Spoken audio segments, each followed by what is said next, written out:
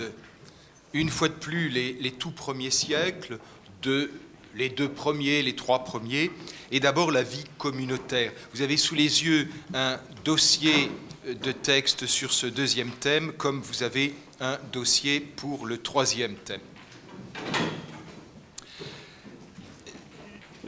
C'est un passage obligé.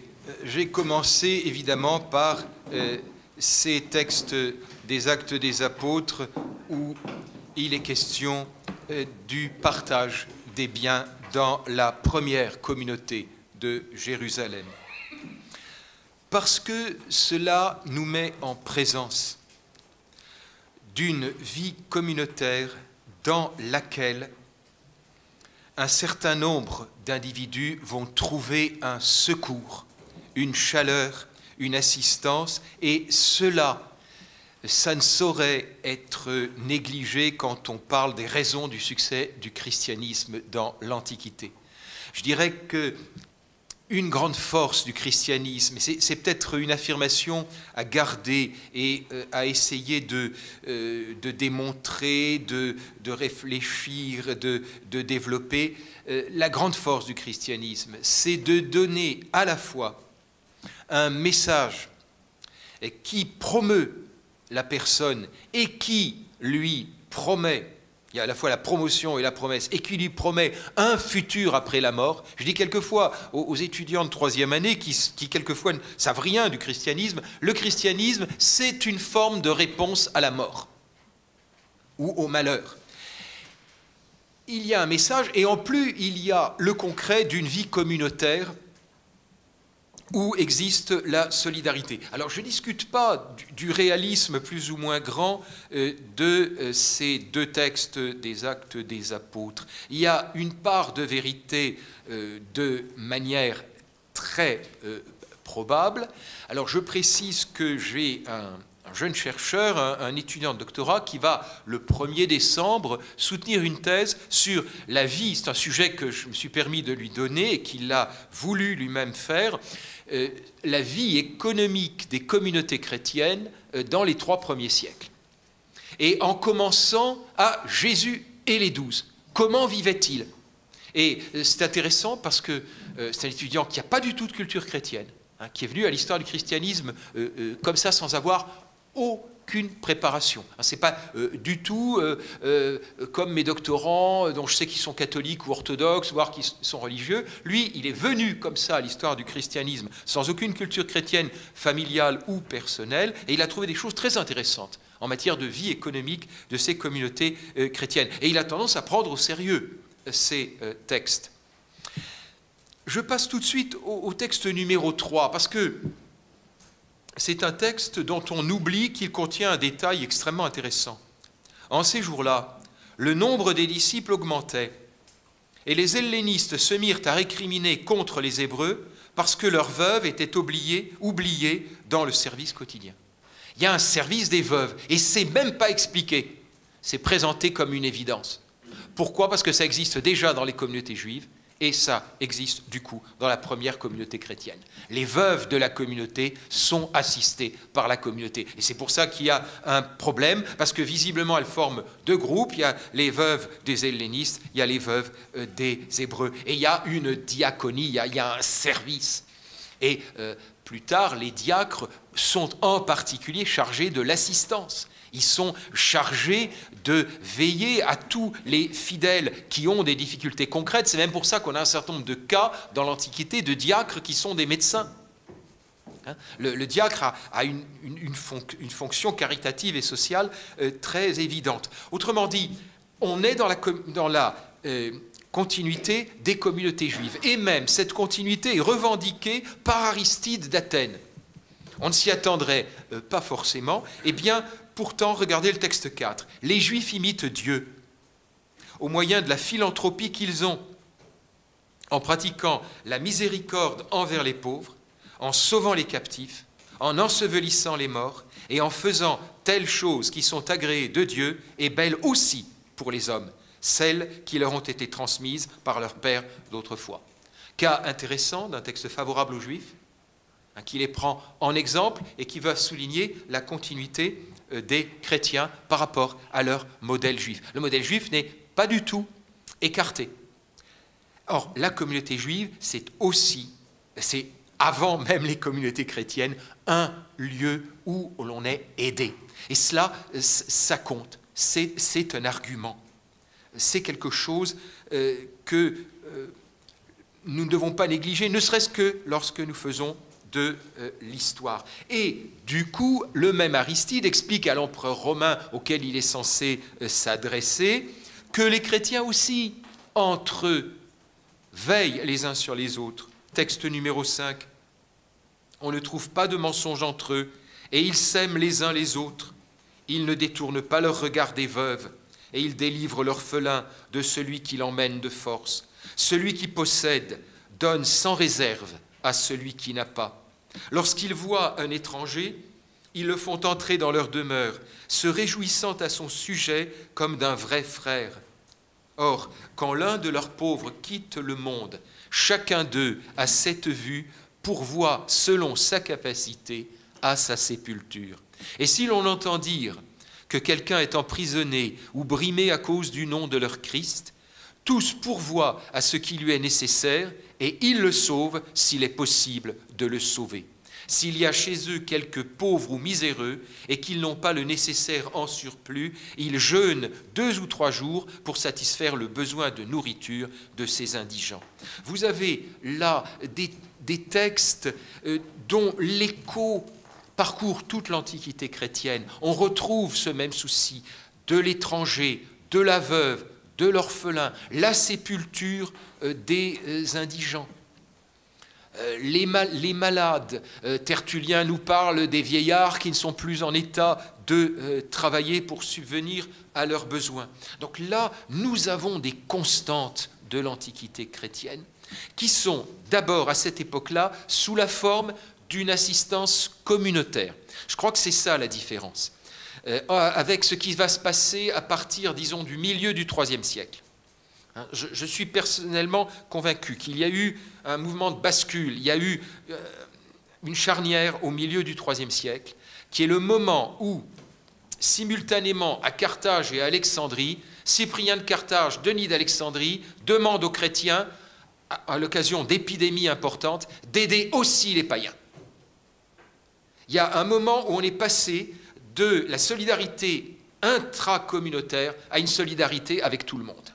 Et ça a perduré et c'est très net au IVe siècle. Mais vous voyez, c'est quelque chose de très ancien. Alors c'est même tellement constitutif du christianisme antique, pour ne pas dire du christianisme en général, que dans une œuvre de Lucien de Samosate, c'est notre texte numéro 6, Lucien de Samosate, qui est un auteur très drôle, de la fin de premier, début deuxième siècle, c'est quelqu'un qui écrit à la fin du premier et qui a pu mourir vers 120, par là. Vous voyez, il est à une période où les chrétiens sont encore relativement peu connus des païens, mais commencent à l'être. Et Lucien nous raconte l'histoire d'un escroc, Pérégrinus, qui a compris que les chrétiens sont des gens dont on peut profiter. Alors, on a un texte hilarant où c'est l'assistance chrétienne qui permet à un parasite, escroc, faux prophète de s'enrichir.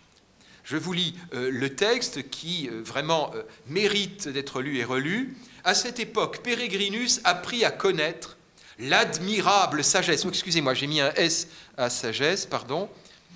L'admirable sagesse des chrétiens fréquentant en Palestine leurs prêtres et leurs exégètes. C'est un païen. Attention, c'est un païen qui a compris que les chrétiens sont des vaches à lait, au fond. C'est pour ce motif que Protée, c'est un autre nom de Pérégrinus, fut alors arrêté et qu'il fut jeté en prison, parce qu'il est chrétien. Ce qui précisément lui acquitte une grande réputation pour sa carrière future, vouée au charlatanisme et à la gloire dont il se trouvait épris. Quand il fut jeté en prison, les chrétiens qui considéraient cela comme un malheur, c'est pas pour lui seulement, pour eux, ils le perdent, parce que c'est quelqu'un à qui ils ont appris à tenir. C'est un grand baratineur, Pérégrinus. Quand il fut jeté en prison, les chrétiens qui considéraient cela comme un malheur mirent tout en œuvre pour tenter de l'en arracher. Puis, comme cela était impossible, ils lui rendirent toute autre forme de service sans rechigner. Mais au contraire, avec zèle, dès l'aube, on pouvait les voir stationner autour de la prison, vieilles femmes, veuves et enfants orphelins, ceux qui ont du temps dans la communauté. Tandis que leur chef allait jusqu'à passer la nuit avec lui après avoir acheté les geôliers. Ensuite, il faisait apporter des mets variés, il récitait leurs discours sacrés, il qualifiait de nouveau Socrate, l'excellent Pérégrinus, il est persécuté comme le grand Socrate, comme il se faisait désormais appeler. En outre, de toutes les cités d'Asie, pas seulement Palestine, mais les Asiates s'y mettent aussi. De toutes les cités d'Asie où ils étaient présents, les chrétiens envoyèrent des émissaires au nom de leur communauté pour lui apporter aide, assistance et réconfort. Et là, on passe à une généralité sur les chrétiens. La rapidité dont ils font preuve est inconcevable dès qu'un pareil cas se produit chez eux. En un mot, ils n'épargnent rien.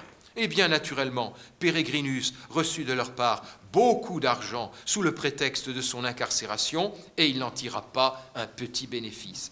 Les malheureux se convainquent, vous voyez, là on est de nouveau dans la généralité avec un présent, les malheureux se convainquent qu'ils seront absolument immortels et qu'ils vivront pour l'éternité, ce qui leur fait mépriser la mort et s'y livrer en nombre volontairement. Ensuite, leur premier législateur les a persuadés qu'ils seraient tous frères les uns des autres une fois qu'ils auraient renié les dieux de la Grèce en violation des coutumes, adoré ce sophiste qu'on a empalé et vécu selon ses lois. Aussi méprisent-ils pareillement tous les biens et les tiennent-ils pour communs, il faudrait un S, à tous, acceptant avec foi une telle doctrine sans exiger une quelconque preuve. Que surgisse parmi eux un habile charlatan capable de tirer profit de la situation et le voilà devenu très riche en un rien de temps en se jouant de leur simplicité. Bon, on a un texte évidemment très amusant, c'est un texte évidemment fait pour faire rire et dont la devise serait « comme ces chrétiens sont naïfs ». Mais vous voyez que c'est très intéressant comme document historique. Parce que pour qu'un païen extérieur aux communautés chrétiennes réussisse à écrire le roman de l'escroc qui se fait entretenir par la communauté chrétienne en jouant aux prophètes et aux confesseurs de la foi mis en prison, pour qu'il y ait de tels commentaires sur le comportement des chrétiens, il faut bien que l'auteur, Lucien de Samosate, ait observé ce qui se passe. Et chose très frappante, ça correspond tout à fait avec ce que nous disent les textes chrétiens sur les devoirs du chrétien. Quand des chrétiens sont en prison, il est évident que les autres chrétiens font tout ce qu'ils peuvent pour aller les voir, pour les secourir. N'oubliez pas que, pour autant que nous le sachions, dans les prisons grecques et romaines, le prisonnier n'est pas nourri.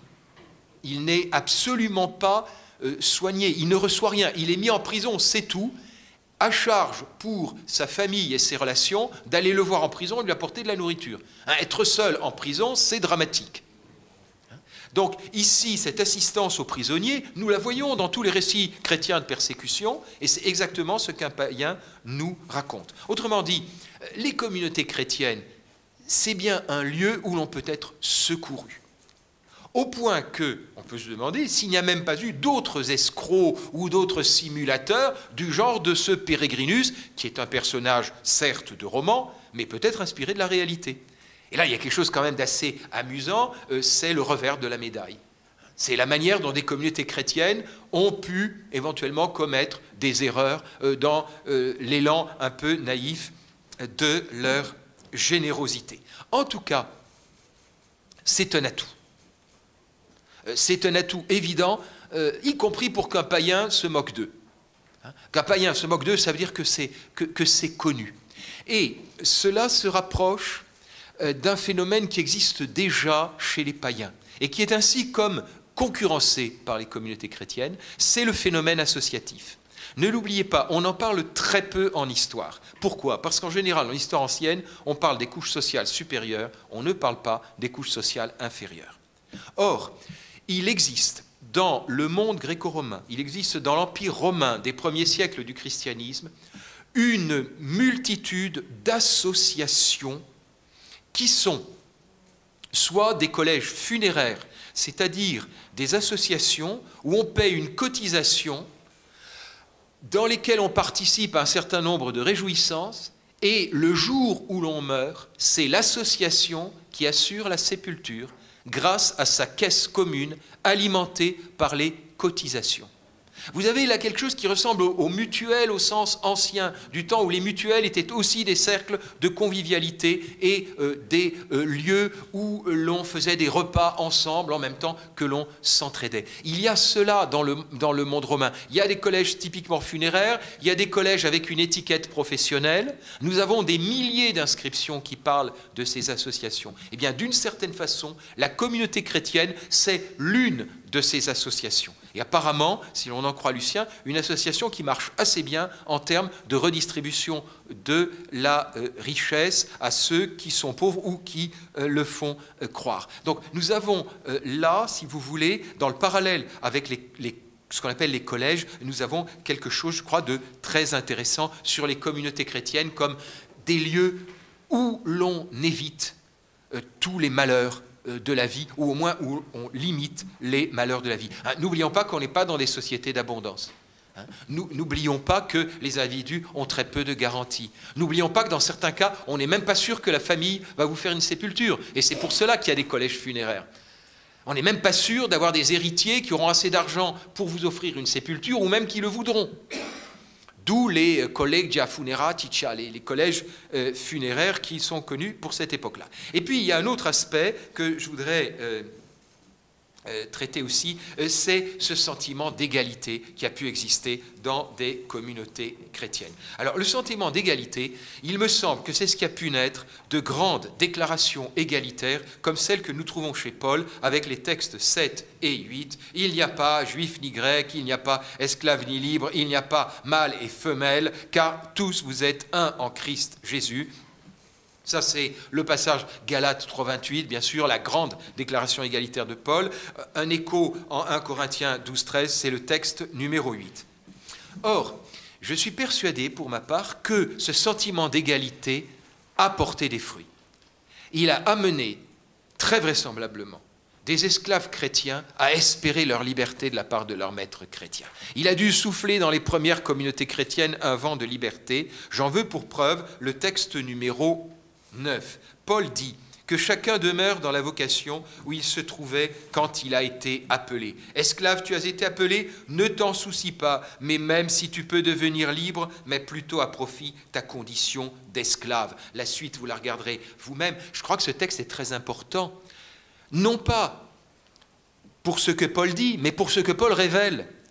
Si Paul dit, vous les esclaves, c'est pas grave, restez esclaves, qu'a-t-il constaté? Il a constaté que des esclaves voulaient profiter d'une libération chrétienne, d'un affranchissement chrétien, d'une sorte de vent de liberté dans les communautés chrétiennes. Et c'est pour cela, me semble-t-il, que Paul a dû craindre une réduction du message chrétien à une espèce de message de libération sociale. Et c'est pour cela qu'il relativise tout à coup ce vent de liberté en disant « après tout, c'est pas grave, puis de toute façon, le Seigneur va revenir ». Il y a l'idée qu'on n'a pas besoin de construire une nouvelle société. Mais je crois que si Paul dit même si tu peux devenir libre, mets plutôt à profit ta condition d'esclave, je crois que ça c'est vraiment dit à des gens qui voulaient devenir libres et puis avec des maîtres chrétiens qui étaient prêts à affranchir leurs esclaves. Alors, en revanche, dans un autre cas, c'est le texte 10, la fameuse épître à Philémon. Paul prend le parti d'un esclave et visiblement, il invite le maître à l'affranchir. Je crois qu'il y a une invitation claire à l'affranchir, mais là c'est un cas particulier. Alors attention, juste un mot, vraisemblablement, Onésime, l'esclave, n'est pas un fugitif. C'est différent. Nous savons, ça existe dans les coutumes romaines, nous savons qu'un esclave qui a un problème avec son maître peut traditionnellement aller voir un ami de son maître, lui-même libre bien sûr, et lui demander de plaider sa cause auprès de son maître. C'est sans doute ce qu'Onésime a fait auprès de Paul. Et là, Paul, semble-t-il, tend la perche pour un affranchissement. Alors, à côté de cela, je crois que ce qui a dû jouer aussi, d'après nos textes, c'est une relativisation des rangs sociaux. C'est ce qu'on voit notamment dans l'épître de Jacques. J'ai juste mis 2:1 en 11, texte 11, mais il faudrait prendre la suite. Mes frères, ne mêlez pas des cas de partialité, les prosopolempsiae, le fait de tenir compte du visage, de tenir compte de l'extérieur, de tenir compte du rang social, ne mêlez pas cela à votre foi. Et la suite, qu'est-ce qu'on voit dans la suite? On voit que dans l'assemblée liturgique, l'homme qui a un anneau d'or, et qui est sans doute un chevalier romain, parce que les chevaliers romains portent un anneau d'or qui les distingue, eh bien, l'idée, c'est que dans l'espace liturgique, dans l'assemblée, il ne doit pas y avoir les inégalités sociales qu'il y a dans le reste de la société. Et donc, on peut penser qu'il y a eu, au minimum dans le cadre de la célébration communautaire, des tendances à une certaine égalisation des conditions, au moins le temps de la célébration. Parce que dans la célébration, les riches ne se comportent pas forcément comme des riches, les maîtres laissent oublier qu'ils sont maîtres, et les esclaves peuvent, pendant quelques minutes, oublier qu'ils sont esclaves. Je crois que c'est cela que Clément d'Alexandrie, dans le texte 12, a en tête. Là aussi, c'est un texte que je trouve très drôle, il y a beaucoup de textes très amusants dans le christianisme antique. C'est ce texte de Clément d'Alexandrie. Il faudrait que ceux qui sont des initiés du Christ apparaissent par leur attitude dans toutes les circonstances de la vie, tels qu'ils sont dans les assemblées où ils prennent une attitude modeste. Qu'ils soient, et non pas qu'ils paraissent être, tels, aussi abordables, aussi réservés, aussi pleins de charité, en fait, je ne sais pas comment ils changent, en même temps que de lieu, d'attitude et de conduite, comme les poulpes qui, dit-on, prennent la ressemblance des rochers auxquels ils s'attachent. Si vous voulez, ça, je pense que c'est le schéma très simple des gens qui vous donnent la paix du Christ avec un grand sourire et avec qui vous ne pourrez jamais engager conversation à la sortie de l'église. Mais c'est un phénomène psychologique très compréhensible, il y a des espaces différents. Il y a un espace, il y a un cadre, il y a une mise en scène et on joue une certaine fraternité. Et puis, il y a le retour à la normale une fois qu'on est sorti de la célébration. Alors à partir de là, c'est vrai, j'ai mis les textes 13 et 14, mais ce ne sont pas les plus importants. Il y a eu, dans la suite d'Éphésiens et de Colossiens, il y a eu des commandements pour dire de mieux traiter les esclaves, d'être plus aimable. Mais ce qui me paraît important ici, c'est que la communauté chrétienne crée un autre type d'expérience que l'expérience sociale. Alors ça a été vu par de très très bons spécialistes. C'est ce qu'un spécialiste australien qui a beaucoup apporté aux études sociales sur le christianisme antique, Wayne Meeks, appelle « status inconsistency ». C'est-à-dire il y a une incohérence du statut. L'esclave, dans la célébration, il est comme le maître. Après, dans la société, il est de nouveau un esclave. Mais au moins, la vie communautaire chrétienne, ou au minimum la vie liturgique, lui donne un espace où il est différent.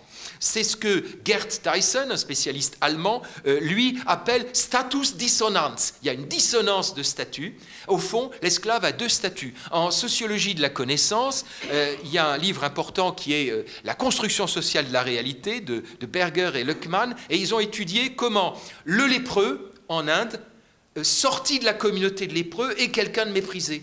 À l'intérieur de la communauté de lépreux, il peut être quelqu'un d'important. Et qu'il a donc une identity, une première identité, et il a une counter-identity, il a une contre-identité dans la communauté. Bien, on doit avoir certainement, pour les communautés chrétiennes, ce type de phénomènes qui ont pu donner à des humbles un peu une autre vision d'eux-mêmes, au moins pendant un certain temps dans la semaine. Voilà pour parler de certains effets de la vie communautaire chrétienne, effets sociaux qui ont pu contribuer à l'attractivité de ces mêmes communautés.